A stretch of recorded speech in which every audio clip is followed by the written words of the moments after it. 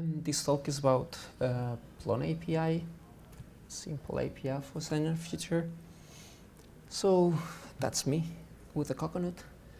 I'm on GitHub or Twitter.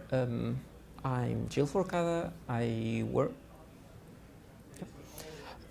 work at the Freitag, a German weekly newspaper, and I'm part of the. I've been around here in Plone community for a while already, 6-7 years, and I'm part of the testing team. Before diving into actually what's Plone API or so, just a quick survey just to see what people do know about already. So who knows Plone API or what's Plone API? Okay. So who uses it already? Okay, perfect.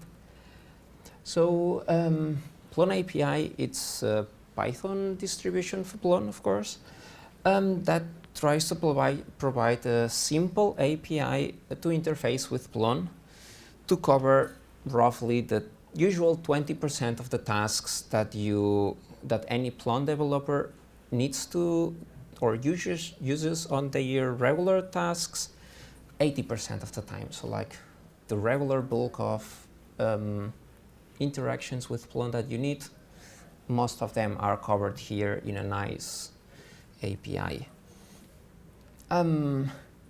Actually, I haven't done much of that. I just talking about it and cheerleading it because it's a great package. So actually, that was done at during these sprints some years ago. Especially if you happen to meet with Zupo, just congratulate him because that was an amazing idea that they came up with. But especially all the people involved, or mainly all the people involved on those two sprints were the main ones behind it. So why they did it to begin with? With you have seen Plone already celebrates this year the 15th anniversary, and the package behind or the application server Zope that Plone uses, it's even older. So of course, 15 years ago there was a cool way to do things. 3 years later there was a new way. 5 years later yet another way, and you end up with 15 ways to get the exact same results, but in different paths. So that's for anyone that's new. That's kind of like a bit of a scary or uncertain. Like, okay, I'm trying to get a user this way, but now I'm checking this other add-on and is using it in a different way. Is my code right? Is that wrong? Is there any performance benefit of one or the other? Is there why there's so many ways to do things? On top of that, there's always like inconsistencies. Like there's some APIs that use username, or others use user ID on their method calls. And at the end, Plone has almost 300 packages, all in all. So if you want to start like really learning, so where do you start? What's the basic functionality that I can get from Plone? How to bootstrap your teams with to get productive. Oh, you're here. So he's the one. You should be doing the talk actually. So that was basically the main, like as I was saying, how do you actually get the Plone side route? Actually, that always happened to me. I never ever remember what's the actual import that I have to do to just call that method that gets you the Plone side route. I never ever learned that by hand. Or checking permissions if you are checking permissions for an object or just for that permission or in a different user. All these, it's just at least for me, it's just impossible to remember all the APIs that I need to use. So fortunately, Plone API come to the rescue. So what I was saying before, the goals are, or so far have been, to cover only really not everything, because then you are just building yet another layer on top of Plone. That's not the idea. The idea of Plone API is not that it's your only one shop for everything. Everything will. The idea is that not everything will be there, because there's no really need, and then the APIs will will be just so bloated that then the point of making it easier for newcomers and making it usable and approachable, then you miss that completely. But the really core features that Plone API provides, those are like really the ones that you use on a daily basis, and that are that really time savings. And for that, it provides a clear API methods. You will see in short.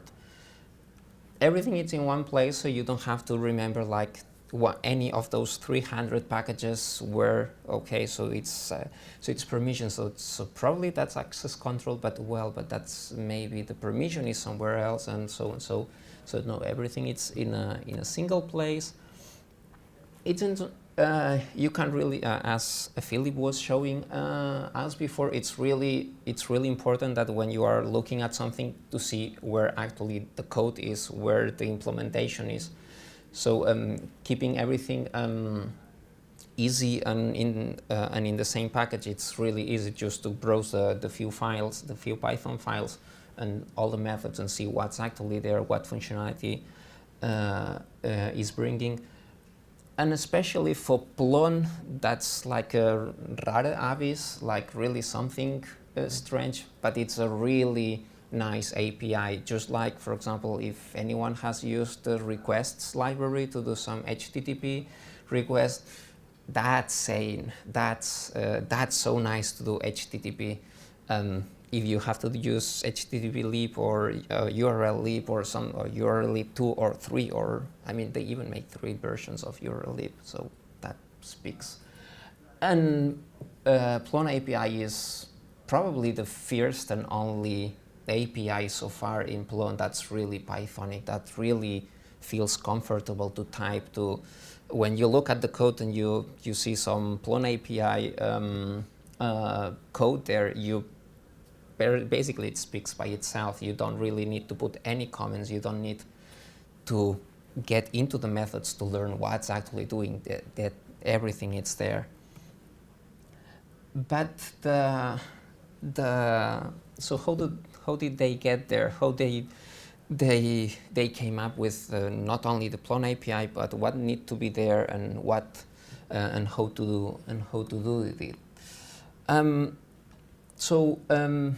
They started with, and that's probably something crucial for the Plone API project, that they didn't start writing any single line of code.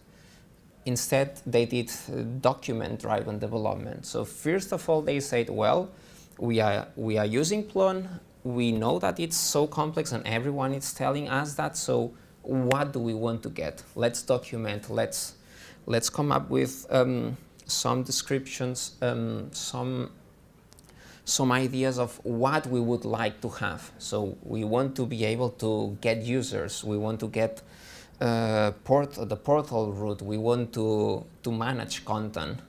So those will be the building blocks. So they created first the documentation with all the functionality that they would like to have, without even writing a single line of code, just dreaming or thinking out loud or writing it down actually what they wanted to do. And only after they were happy with that, then they started so document-driven development, then testing-driven development, so that everything was tested. Actually, the documentation itself of Plone API, it's testable already. So if you modify the documentation and you make a mistake, tests will fail, so you will know that you have made the mistake on the documentation itself. And even so, the path, first making the documentation, then making the tests together with the code, that was really like setting the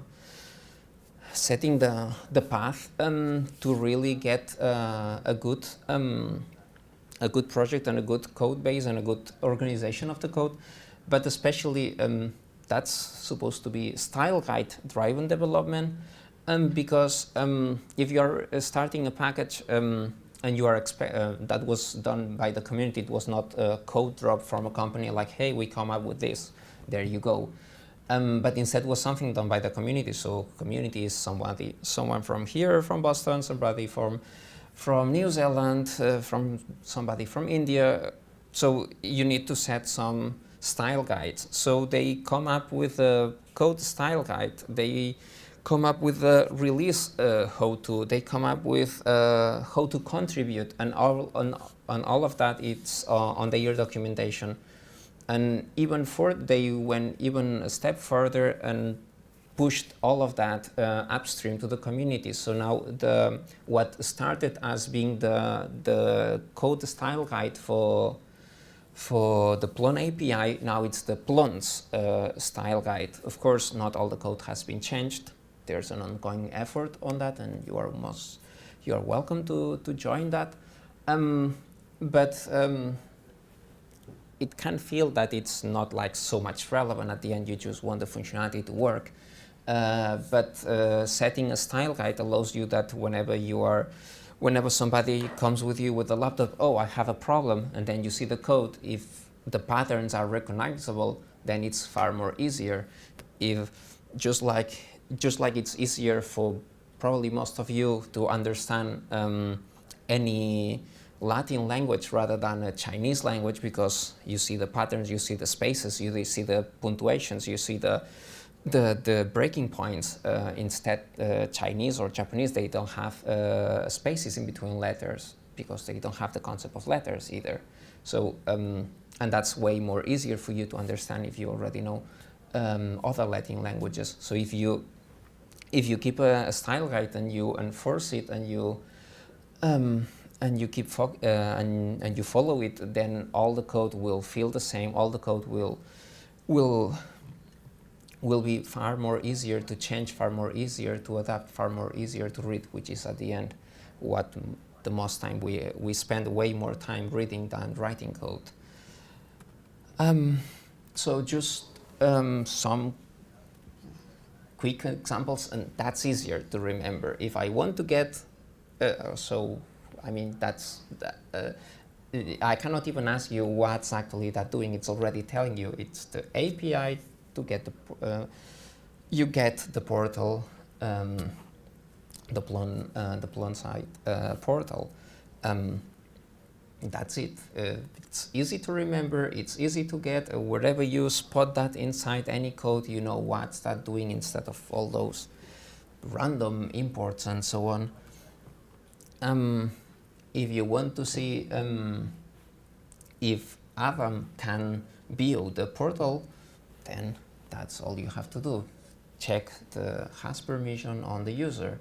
That's and still, for example, here, instead of creating a variable to get the portal and then assigning it on the object, you can already do, or it feels natural to also to use that call here, because everything so it fits. It's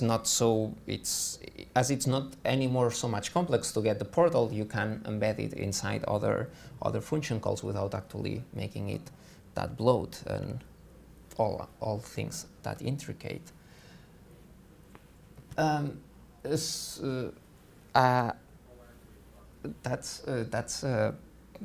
well, something that I love from Plone API, the copy one, because if you actually look at the implementation of content copy, you will see that it's just madness what you have to do. You have to copy the object, and you get a clipboard, and then you have to paste that clipboard somewhere. It's just like it's just so much verbose that you miss the point that you are just copying, and that's the key here. You just see well, it's 3 lines of code, but it's a single method call that does the copying. You don't have to you don't have to go all around with the clipboard, and then maybe the clip you have to pass it around, and then it's way more simpler, way more saner. It gets you done, and be with it, and deal with the things that do matter the most. But there's, I mean, with Plone API, it's just like a candy store. Everything is good, and everything everything is good, everything is nice, and there's always, when you start with good things, then just new good things come. And I'm not sure if any one of you has been looking at the pull requests sent to Plone API. No, sorry, that's later. So yeah, so good things that comes with Plone API. Actually, I did that by myself. At some point I started moving all my code to use Plone API wherever I could. So that's why actually I wrote this Flake8 Plone API plugin. So if you use Flake8 or Plone recipe code analysis, another package that runs Flake8 as well, this will give you hints that you are using a method call somewhere that could be changed to Plone API. So reducing the amount of packages that you depend on first, and cleaning and making your code far more readable. And I was doing that at work, like every now and then, spending some minutes, some hours changing that, and the code afterward, just looking the before and after, it's just like so much refreshing, so much clean. And especially if you have, if you don't have to look for yourself at all of that, but instead you rely on Flake8 to report for that, then you just need to really know what have to be changed, or you already know where to go to change things. But then and then as you use Plone API and the API, it's so nice. Then if you have your spaghetti code thrown there, you start seeing like those little gems here and there, and then it gives you it empowers you, it makes you feel bad for your code, so you want to have a saner, a nicer API, just like Plone API. So it's not just about replacing the code, but also actually making your code even better. And just that's like a perfect example. Or if you ever need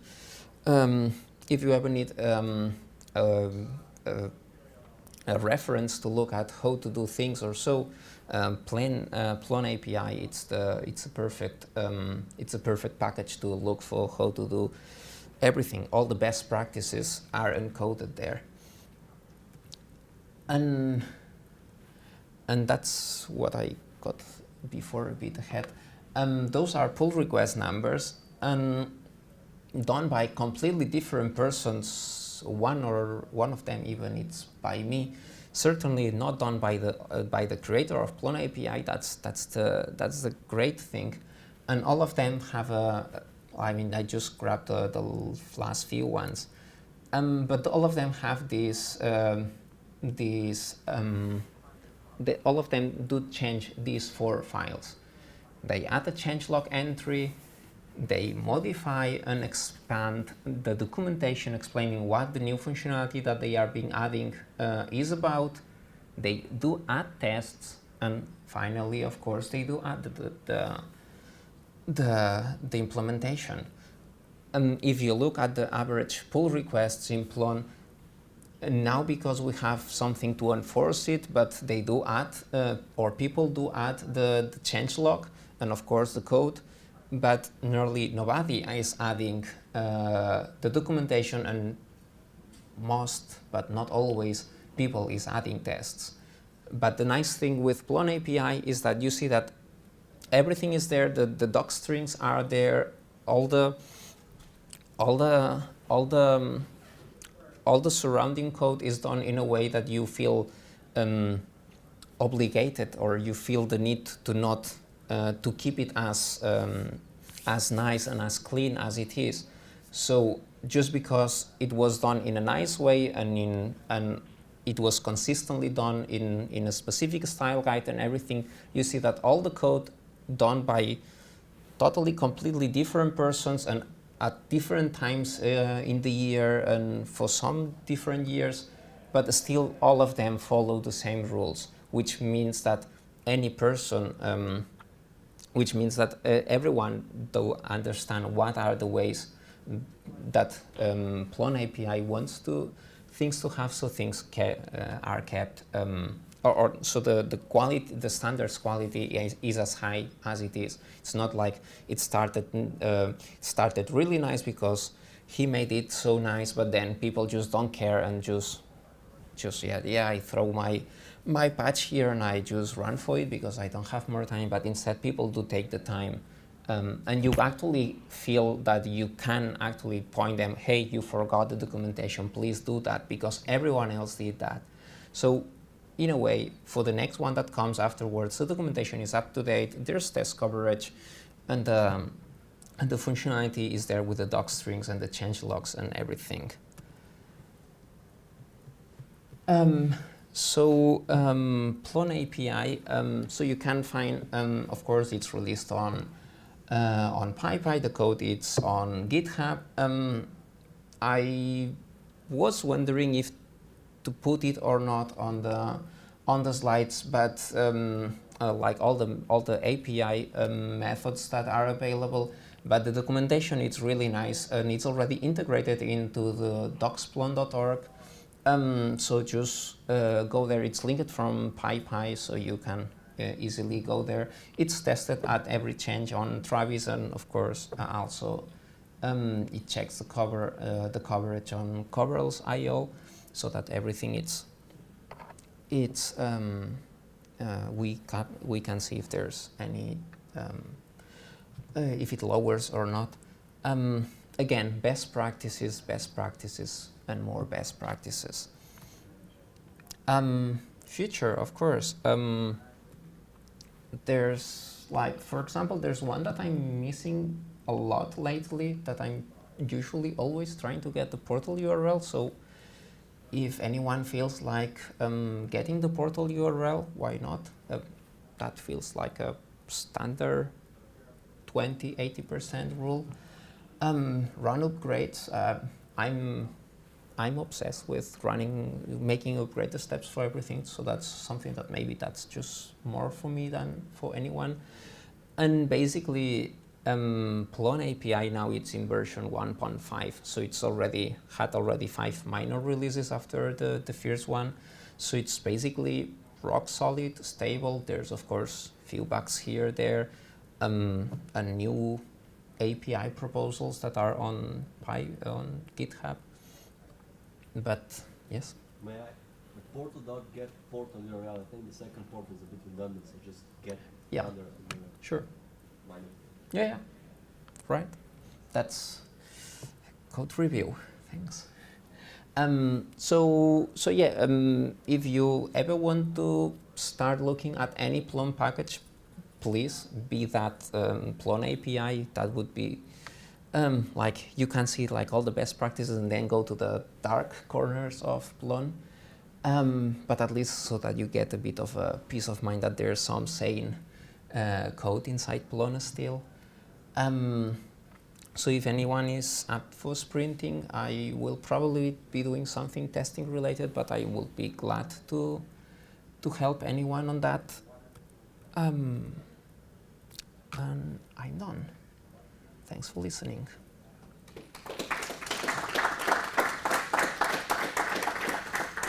And I think have time for questions, probably. So.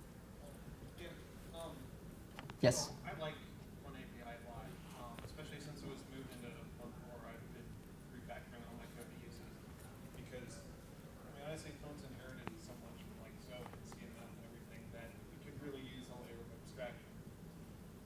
But now I'm looking back at like if I need to modify some core Plone behavior, they don't use Plone API anymore. Is there a plan to refactor that so it uses that?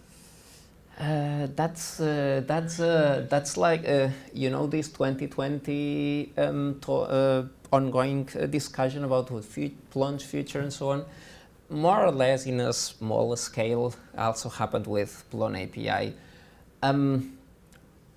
Using Plone API in core means that Plone API should not use core, because then you have circular dependencies. So for me, yes, I would totally love to be able to use this Flake 8 Plone API and just replace everything, because it will be so much readable. But then that means that either we get all the dependencies that Plone API relies on and we put everything there, so it's like a massive amount of, well, we could create a module like don't look here and then put all the dependencies there. But that's probably not sustainable in the long run. But yeah, definitely. I mean, I see your point and I share your desire. The technical part, it's a bit more complex, but of course you can bring that up in communityplone.org anytime and see how the pillow fight goes. Yeah. It's would be really nice. Please. What's the current state of the issue check? Are a lot of issues open and waiting for requests for review? If you know from the top of your head. Pull requests open, I think that there's one or two, and there's and issues, there's a handful of them, sure. Some are like, let's add this new thing, but nobody step up to do it. And there's a few bugs indeed, and there's the still ongoing discussion with user ID, username, and probably that will require a 2.0 version just to make sure that we don't break semantic versioning. Again, something that was introduced by Plone API, best practice, use semantic versioning. But not that that activity, it's quite low. So like really people, I guess that everyone is using it and being happy with it. And yeah, there were the ideas of adding new modules and so on, but now maybe things are moving more to the REST API thing. I mean, personally, this one that I was saying before, this get portal URL or portal get URL, and that's probably one of the few things that for myself I would like to have there, but I don't find myself wanting much more there so far. Not sure if anyone that's using it, if they do. But of course, just create an issue on Plone on GitHub Plone API, and we can discuss and add the functionality if needed. More questions? Yeah. I'm always trying to consider pseudo web stuff, and Plone API is actually really helpful. And when you are doing pseudo web stuff, you would like to benefit of this. Do you consider it as a security issue? Because if you consider that any pseudo web script or whatever Python script, whatever it is, gonna anyway apply the security and permission of the front user, do you think it is a security issue or not? To use Plone API through the web, you mean? Yeah. Well, there's definitely a lot of methods on it that are totally secure, like getting the portal root, for example, or checking permissions, things. Creating content, maybe that's, well, I mean, at the end, even if it's from restricted Python, you will get the security checks. So far, it's I'm not on the security team, so I cannot really say that. But I would say that maybe it is, or especially, or if you know what you are doing, probably yes. Like really making it completely open, I'm not so sure. Especially with the problem with the doc strings that make that everything is public then, because all of them do have doc strings, so that would be probably a security concern for our great security team.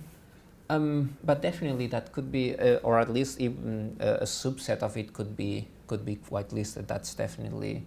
I have no idea how to whitelist things to be enabled through the web, but definitely there's material that could be and will make, of course, the code through the web in Rapido or so way more nicer. Sure. Mm-hmm. Any more questions?